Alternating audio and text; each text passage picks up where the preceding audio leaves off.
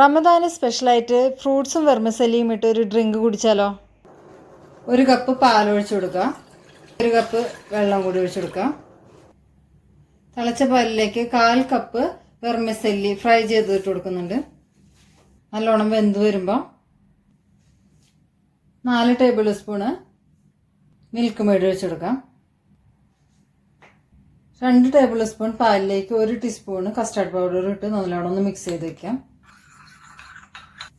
തിളച്ച പാലിലേക്ക് custard powder mix ഒഴിച്ചു കൊടുക്കാം.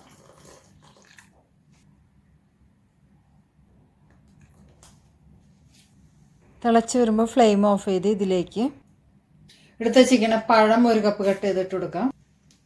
1/2 കപ്പ് ആപ്പിള്, 1/4 കപ്പ് അനാർ ഇട്ട് കൊടുക്കാം. 1 ടേബിൾ സ്പൂൺ കസ്കസ് കുതിർത്ത് വെച്ചിട്ട് അതും കൂടി ഇട്ട് കൊടുക്കാം. നല്ലോണം മിക്സ് ചെയ്ത് കൊടുക്കാം.